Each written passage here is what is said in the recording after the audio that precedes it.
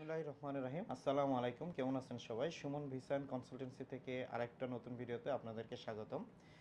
আজকে আমাদের ভিডিওটা মূলত ক্রোয়েশিয়াতে আমাদের আপকামিং যে ধরনের ওয়ার্কার লাগবে সে বিষয়ে একটু কথা বলবো, পাশাপাশি আমরা নতুন কিছু কাজ পেয়েছি সে বিষয়ে আপনাদেরকে ইনফরমেশন দিব।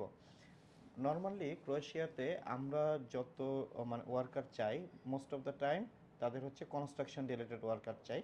বাট আমরা এখন এই মুহূর্তে একটা কোম্পানি লেগো তৈরি করার একটা কোম্পানির জন্য ওয়ার্কার চাচ্ছি।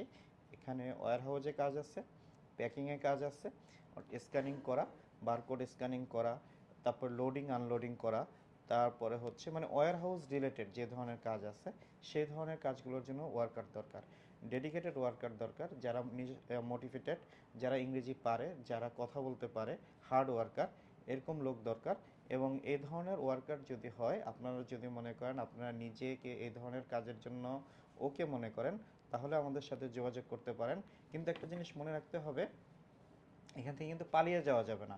আপনাদেরকে স্যালারি ভালো দেওয়া হবে, আপনাদের দ্রুত কাজ করা হবে, বাট এখানে কাজ করতে হবে। আপনারা জানেন যে 2025 সালে ক্রোয়েশিয়ার টোটাল মানে ওয়ার্ক পারমিট সিস্টেমটা চেঞ্জ হয়ে যাচ্ছে। এখানে যে কোনো ধরনের কোম্পানিতে আসলে এখন কিন্তু আর ভিসা হবে না। যেই কোম্পানিগুলো অথেন্টিক আপনাকে রিয়েলি কাজ দিবে, শুধুমাত্র সেই কোম্পানিগুলো থেকে আপনারা ভিসা আশা করতে পারেন। তো সেই ধরনের কোম্পানিতেই সরাসরি আপনাদের জন্য এই ওয়ার্ক পারমিট অপশনটা আমরা নিয়ে আসছি।